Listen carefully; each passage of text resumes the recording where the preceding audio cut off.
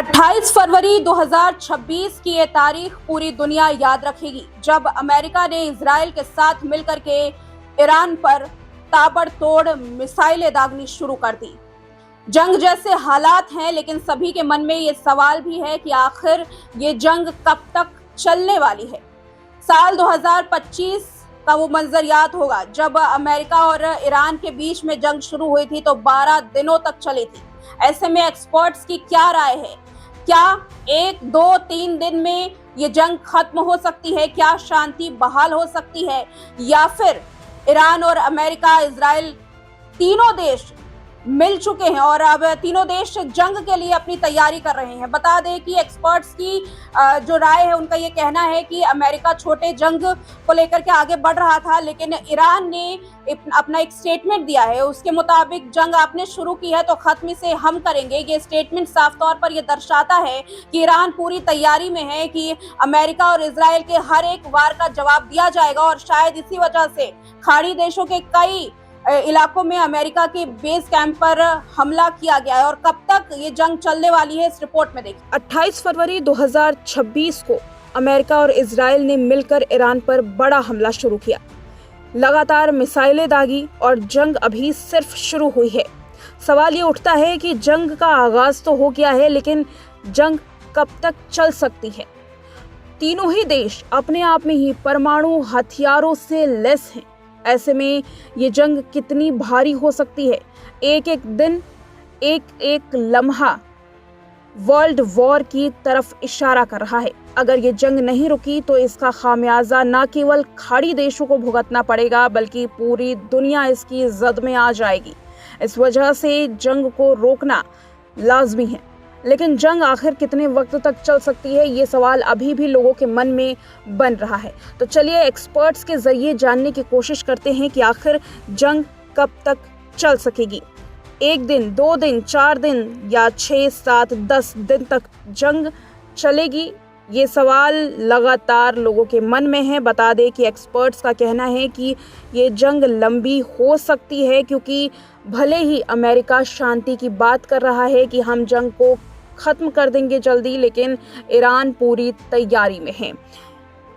आपको याद हो कि अमेरिका और ईरान में जब पहले युद्ध हुआ था साल 2025 में, तो जंग 12 दिन तक चली थी। ऐसे में अगर अंदाज़ा लगाया जा सके तो 7 से 10 दिन तक ये जंग चल सकती है। विदेशी मामलों के एक्सपर्ट्स वेल अवाद ने आज तक से बातचीत करने के दौरान ये जानकारी दी कि जंग रुकना मुश्किल है, क्योंकि ईरान खुद को तैयार कर रहा है। उसने ये बयान भी दिया कि अगर जंग तुमने शुरू की है तो इसे ख़त्म हम करेंगे। इस वजह से ये माना जा सकता है कि जंग की पूरी तैयारी में ईरान है। वहीं दूसरे विशेषज्ञ जैसे रिटायर्ड मेजर जनरल, जिन्होंने आज तक से बातचीत करने के दौरान ये कहा कि अमेरिका छोटे हमले की तैयारी कर रहा था, लेकिन जवाबी कार्रवाई में ईरान जंग लंबे वक्त तक चला सकता है। हफ्तों तक, महीनों तक जंग चल सकती है, जिसका खामियाजा तमाम देशों को भुगतना पड़ सकता है। अटलांटिक काउंसिल के विशेषज्ञों का कहना है कि अमेरिका की तैयारी छोटे जंग की है, लेकिन अगर ईरान का नेतृत्व नहीं टूटा तो ये जंग लंबी हो सकती है। कई विशेषज्ञों के अनुमान के मुताबिक जंग अधिकतम 7 से 10 दिन तक चलेगी, क्योंकि अमेरिका के पास इतने गोला बारूद है।